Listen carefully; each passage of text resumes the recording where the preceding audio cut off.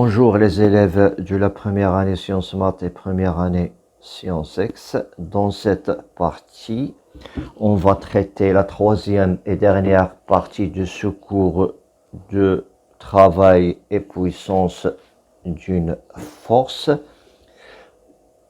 Donc, on va faire cette application et on va terminer la partie du cours. Donc, on accroche encore grand A de masse petite m est égal à 2 kg. On a encore A de masse petite m est égal à 2 kg. À une poulie de rayon petite r est égal à 10 cm. Pour maintenir l'ensemble en équilibre, on exerce une force F à l'extrémité d'un bras de levier. Donc voilà, on a le bras de levier et à son extrémité au point M, j'applique une force F pour que je maintienne ce système-là en équilibre. Ce bras de levier a pour longueur OM qui est égal à L qui est égal à 50 cm. La direction de F est perpendiculaire à OM. L'ensemble peut tourner autour d'un axe de rotation delta. Donc, voilà l'axe de rotation delta, perpendiculaire au plan contenant le système poulie plus bras de levier passant par le point O. Donc le delta, elle passe par le point O, elle est perpendiculaire au point O. On prend G est égal à 10 newtons par kilogramme. Donc pour la première question, faire le bilan des forces exercées sur le système poulie plus bras de levier. Donc on a pour le petit a le système étudié, c'est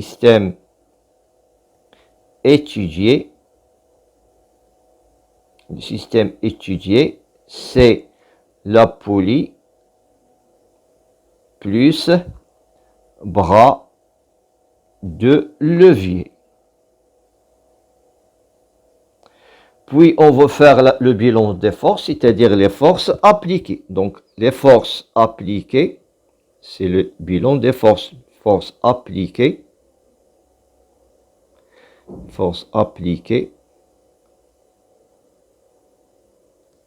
Donc les forces appliquées, on a le MF, c'est-à-dire la force qui maintient l'équilibre. Et on a la force, je prends cette force-là, j'appelle ce point-là C, et j'appelle cette force la force T. Donc, T qui représente la tension du fil. Il représente la tension du fil. Voilà, c'est ça l'inventaire. On a deux forces.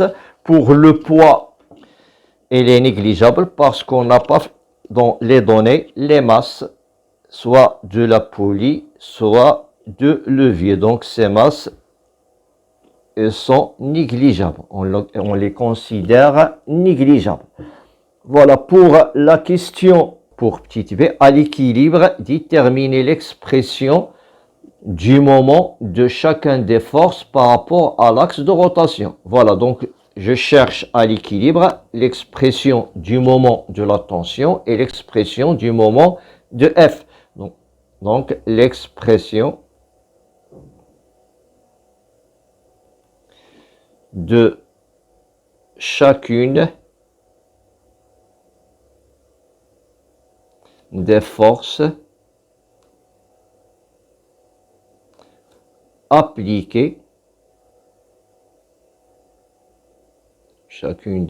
appliquées, par rapport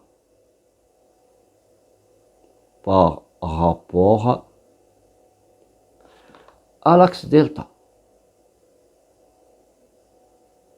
Voilà, donc je cherche tout d'abord le moment par rapport à delta de la force F, qui serait égal par définition E plus au moins F fois D. tout d'abord, je choisis arbitrairement, donc je choisis arbitrairement un sens qui est positif. Donc je choisis ce sens-là, je choisis ce sens-là comme un sens positif. Donc si j'applique la force F va faire tourner le corps dans le sens négatif. Donc on aura le moins. Donc pour l'expression de ce moment, on aura est égal à moins F fois D. D représente la distance entre la ligne d'action de la force et l'axe de rotation, de telle sorte que cette distance soit perpendiculaire à la ligne d'action de la force. Voilà la ligne d'action de la force. C'est ça la ligne d'action de la force. Et l'axe de rotation. Donc cette distance est égale à L. Donc est égale à moins F fois L. Est égal à moins F. Est égal à moins F fois L. De même, je cherche le moment par rapport à delta de la tension T, qui est égal, d'après la définition, plus ou moins T fois D. Donc si j'applique le T, la tension, il va faire tourner le corps dans le sens positif. Donc on aura plus T fois la distance entre la ligne d'action de la force, c'est-à-dire la ligne d'action de la force, voilà la ligne d'action de la force, et l'axe de rotation, de telle sorte que cette distance soit perpendiculaire à la ligne d'action de la force et à l'axe de rotation. Donc cette distance n'est que le rayon R. Voilà, donc est égal à T plus R. Donc voilà les expressions de ces deux moments de force.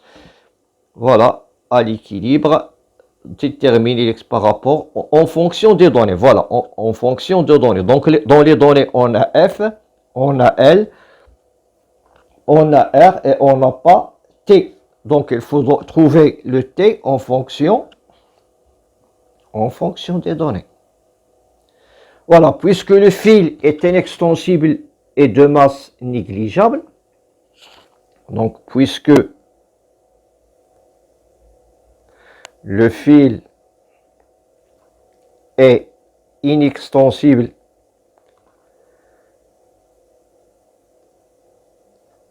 et de masse négligeable,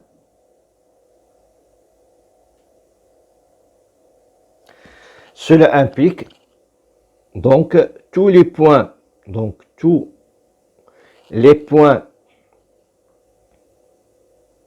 du fil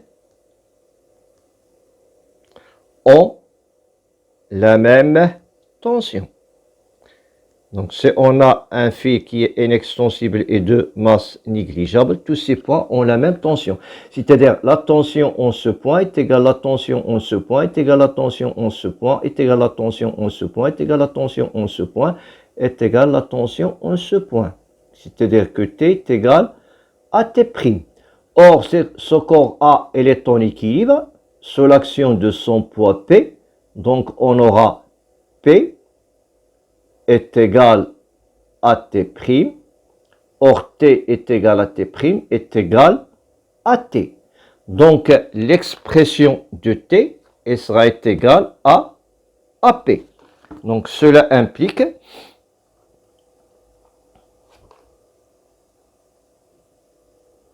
donc le moment par rapport à delta de T est égal à plus le P fois R. Or, P est égal à M fois G fois R. Et comme ça, je donne les expressions du moment en fonction des données de l'exercice. On passera maintenant à la question C, on déduire l'expression de la force F et calculer sa valeur. Donc, puisque le corps est en équilibre, cela veut dire que la somme des moments des forces qui sont appliquées est égale à 0. Donc, petit c. Donc, dans petit c, on cherche à trouver, dans la question, c'est l'expression de la force F. Donc, c'est l'expression de la force F. Voilà, puisque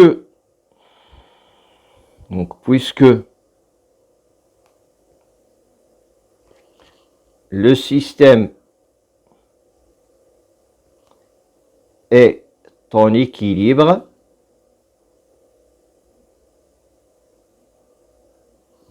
donc la sigma des moments des forces appliquées sur ce système est égale à 0. C'est-à-dire, on a deux forces qui sont appliquées, c'est-à-dire que le moment par rapport à delta de t plus le moment par rapport à delta de f serait égal à 0. Donc, je remplace le moment par rapport à delta de t, il est égal à mgr.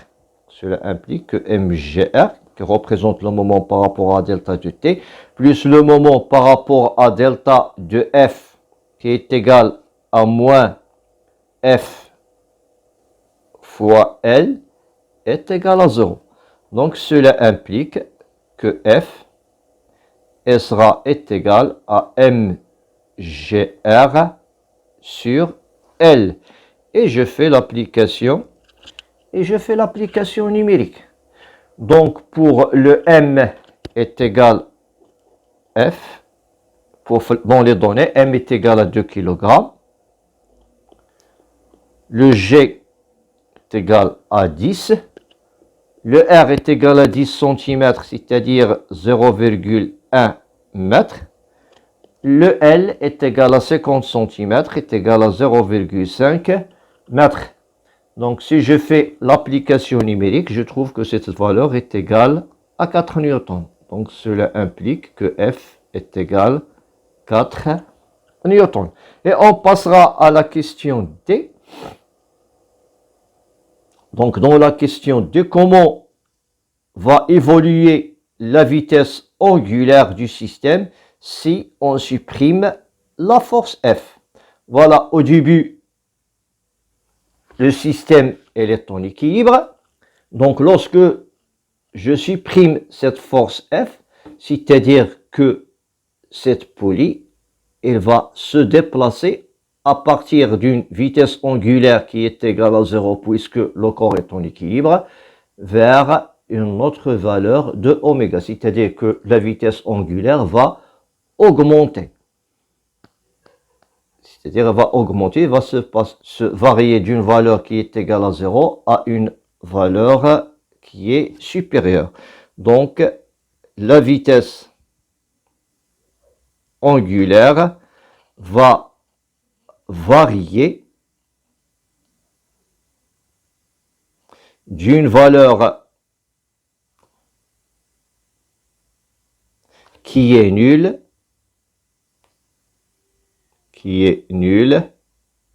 à une autre valeur qui est différente de 0. On passera maintenant à la dernière question.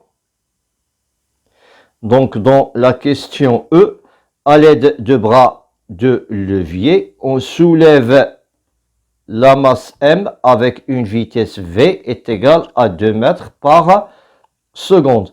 Calculez le travail de la force F lorsque la poulie effectue 20 tours complets.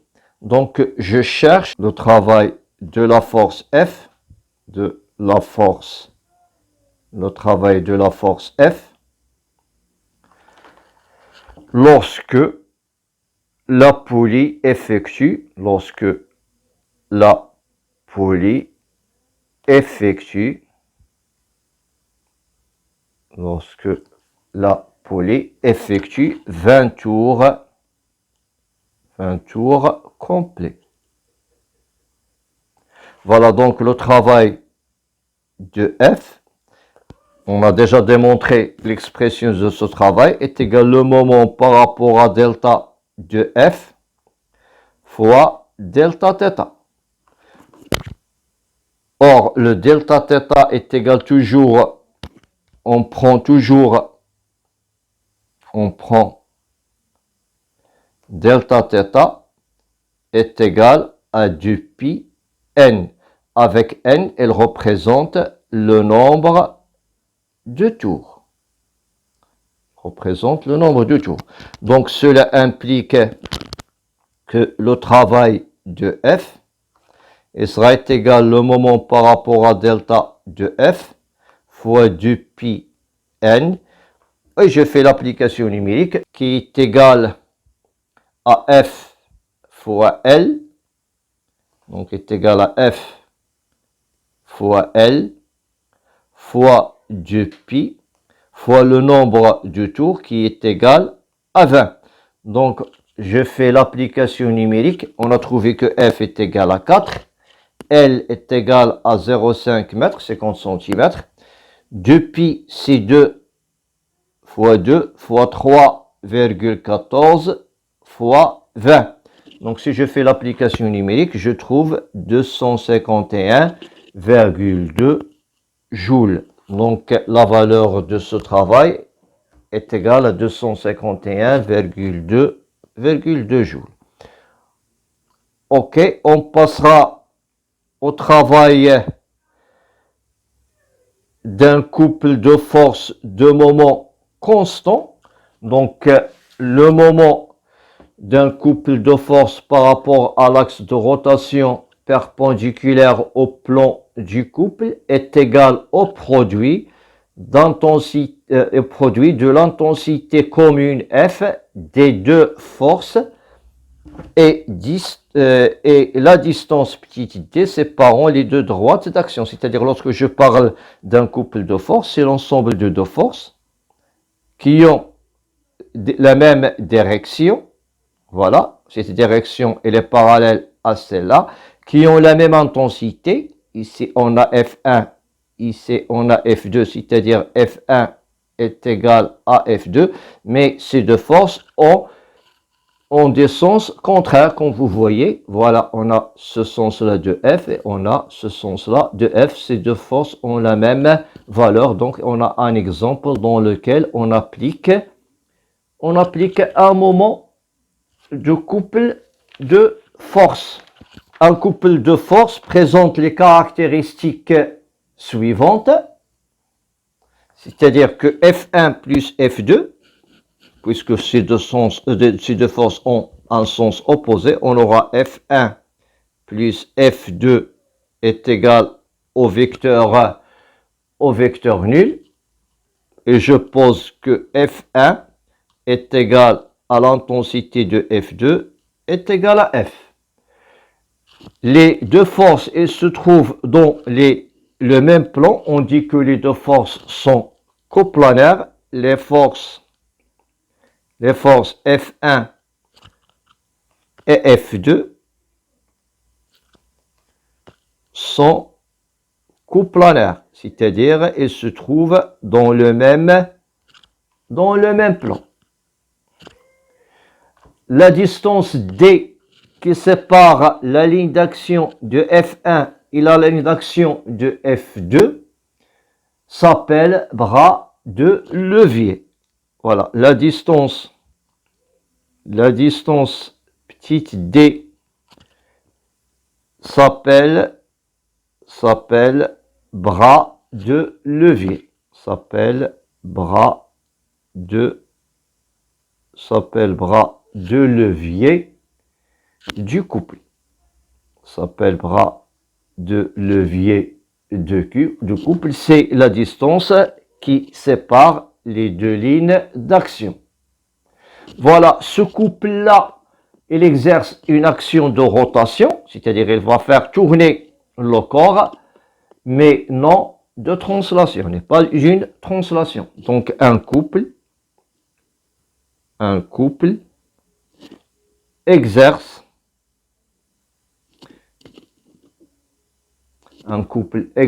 une action de rotation et non de translation.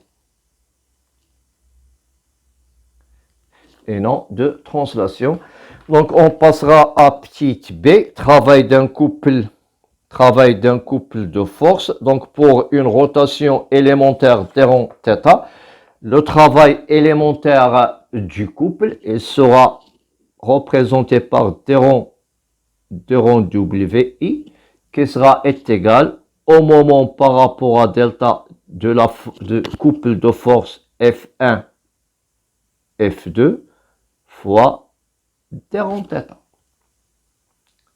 Pour une rotation delta θ, le travail du couple est la somme des travaux élémentaires, c'est-à-dire W il sera égal à la somme des travaux élémentaires qui sera égal à sigma, c'est-à-dire puisque le moment il est constant, je peux le sortir, le moment de F1, F2 fois sigma de rond θi.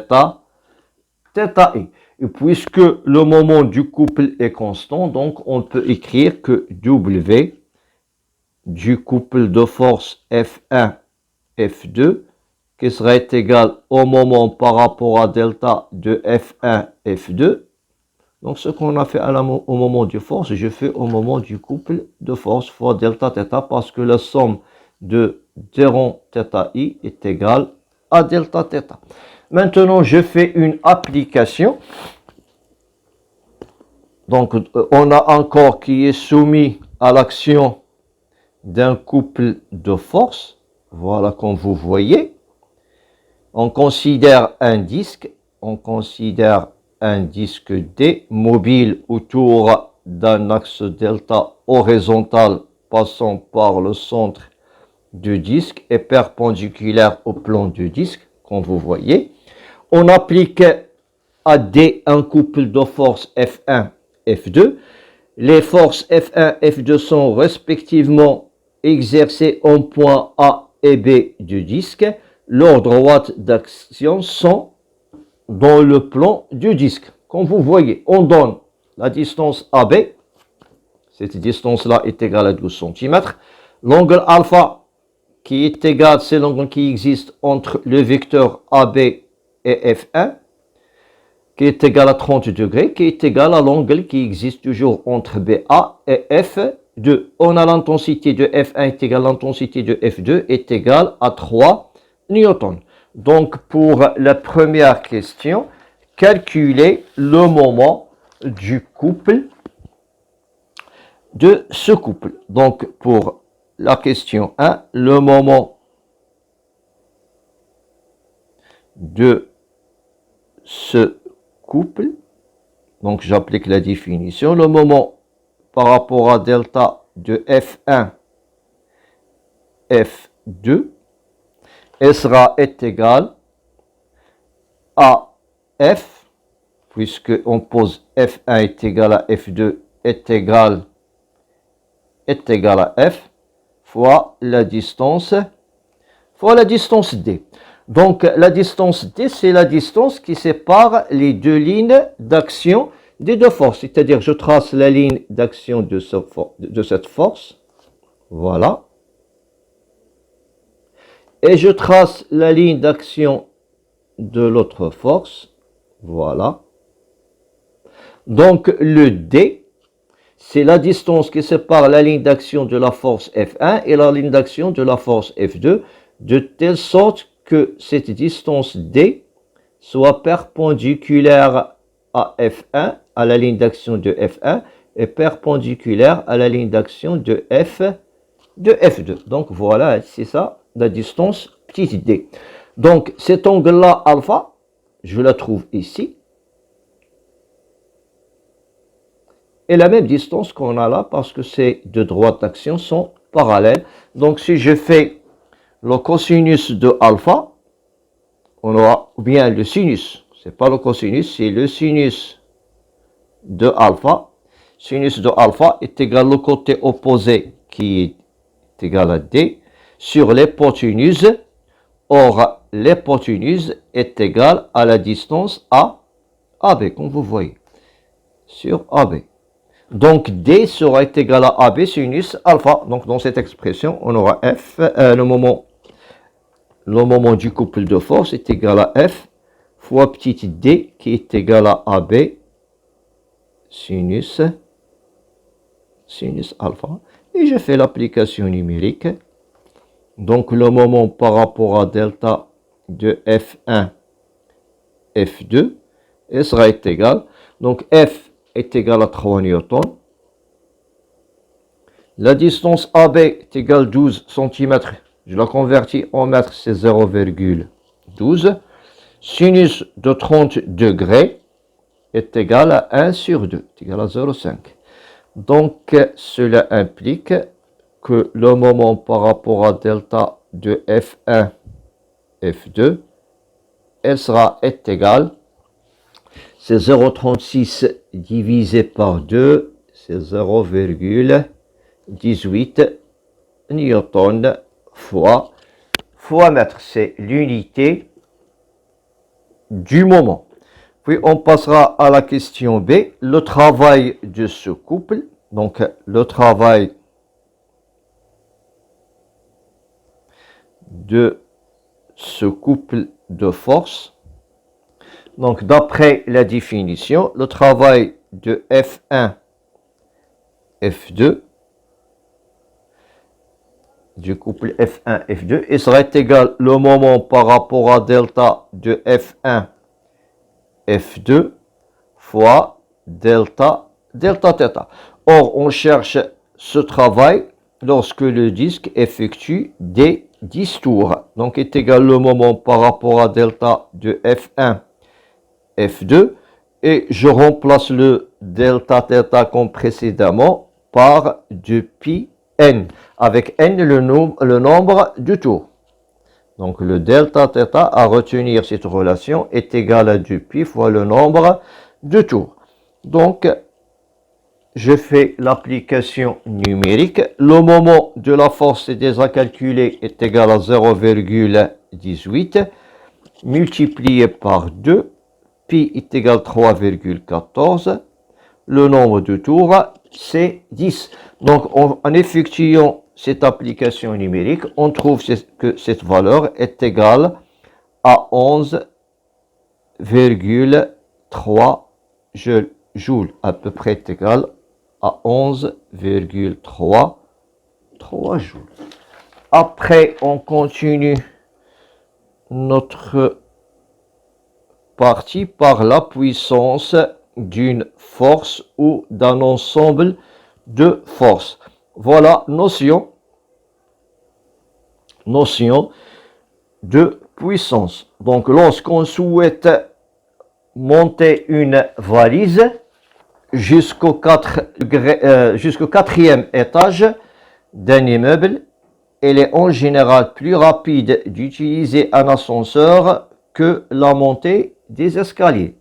Le travail du poids de la valise est le même dans les deux cas. Par contre, la durée de l'opération n'est pas la même. Il nous faut donc introduire une nouvelle grandeur liée au travail et sa durée. Donc, cette grandeur n'est que la puissance. Donc, la puissance moyenne est liée au travail d'une force et le temps pour effectuer ce travail.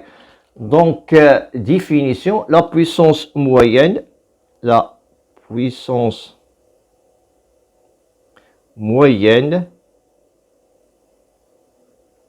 on la représente par Pm d'une force. La puissance moyenne d'une force est le quotient et le quotient du travail qu'elle effectue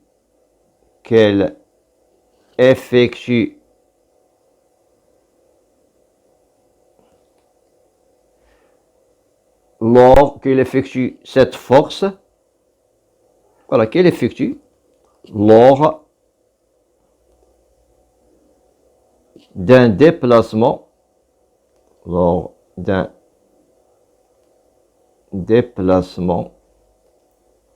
entre un point A,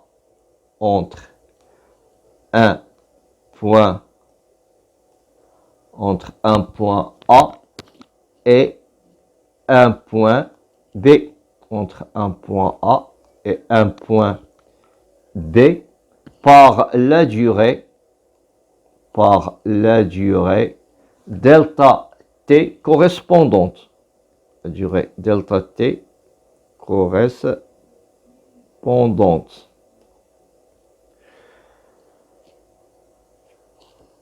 Donc, PM est égal à W de la force F pour un déplacement de A sur B sur le delta T pour effectuer ce déplacement. L'unité de la puissance est le watt. L'unité de la puissance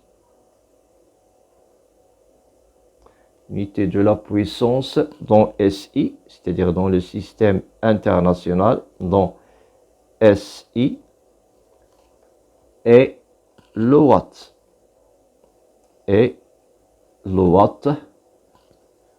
On le note W.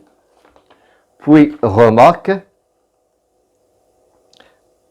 1 watt est la puissance d'une machine qui effectue un travail de 1 joule sur une seconde. Donc pour trouver 1 watt dans la puissance, on sait qu'il est égal au travail sur le temps. Pour trouver 1 est égal à 1, je prends ici 1 joule et ici 1 seconde, comme le cas de la définition qu'on a donnée au joule. D'après la définition, la puissance moyenne est l'expression du travail que devient le travail de F pour aller de A à B est égal à la puissance moyenne fois delta T. Voilà, 1 kWh est égal à 3600 joules. Puissance instantanée d'une force constante ou d'un ensemble de forces constantes exercées sur un corps en translation. Voilà donc la puissance instantanée P. La puissance instantanée P d'une force constante exercée sur un corps solide en translation est le quotient du travail élémentaire d'Héron W sur la durée delta T. Donc, c'est-à-dire que P, pour la puissance instantanée, je la représente en minuscule, est égal au travail élémentaire d'Héron W sur d'Héron T. Et puisque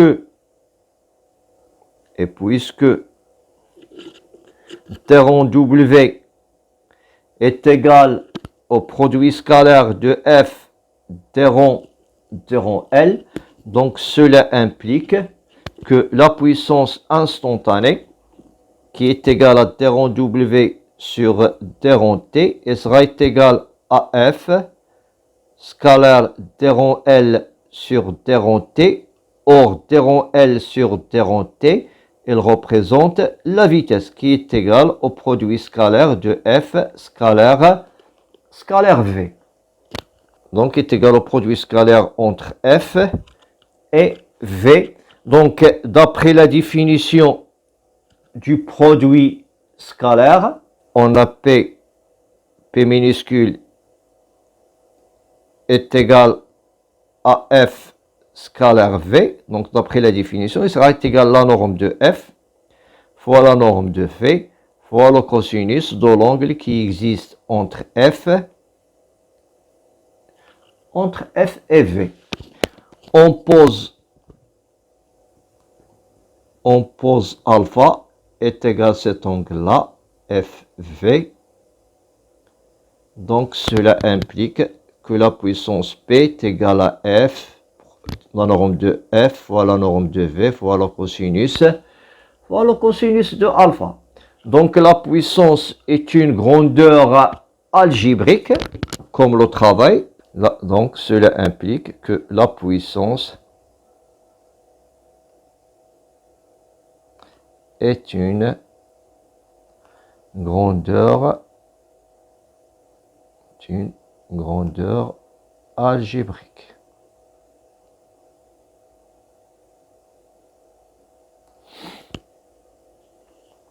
Si P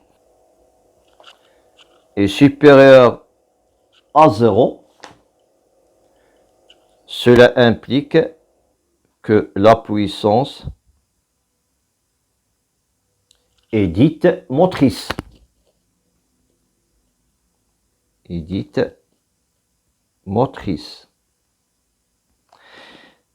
Mais si la puissance est inférieure à 0, cela implique que la puissance est dite résistive.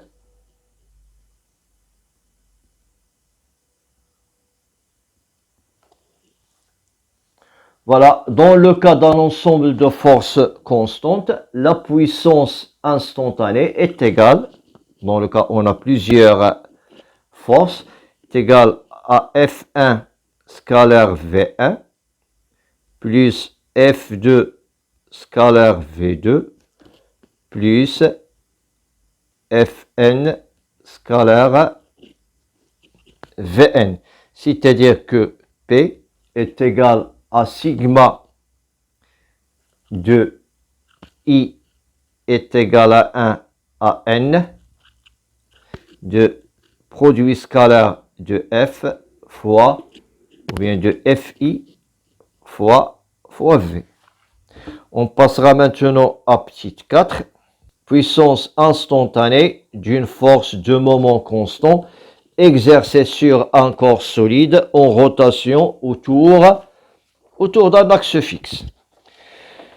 Voilà, on considère un corps solide en rotation autour d'un axe fixe. Comme vous voyez, on a un corps solide qui est en rotation autour d'un axe fixe pour une force F orthogonale à l'axe de rotation. Et dont le moment est constant, la puissance instantanée, elle est définie par la relation qu'on a donnée déjà. P est égal au produit scalaire entre F et V, qui est égal à la norme de F fois la norme de V fois le cosinus de θ. La relation qui existe entre la vitesse linéaire et la vitesse angulaire est égale à R oméga. Or, le R, pour cette trajectoire qui est circulaire, il a pour rayon OM, qui est égal à OM, fois oméga, avec oméga, la vitesse angulaire instantanée. Avec oméga, la vitesse angulaire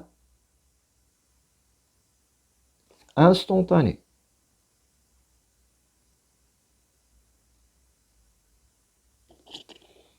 Du solide P, donc on n'aura que P, la puissance instantanée P, est égale à F fois OM fois oméga fois cosinus fois le cosinus de θ. Et d'après la figure,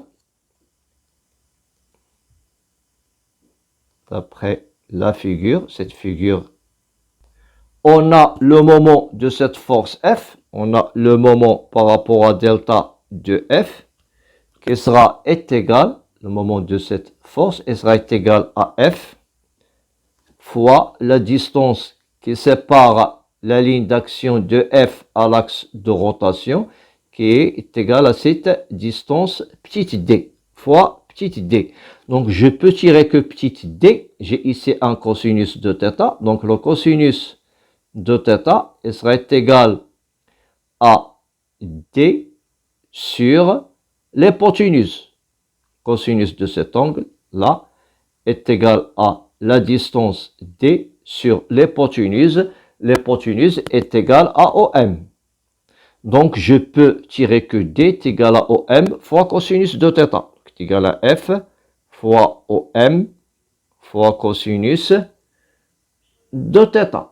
Donc, P, c'est ça le moment. Donc, cela implique que P est égal, si je prends F fois OM fois cosinus de θ qui est égal au moment par rapport à delta de F fois oméga. Donc, cela implique que P est égal au moment par rapport à delta de F fois oméga. Donc, ce cours est terminé.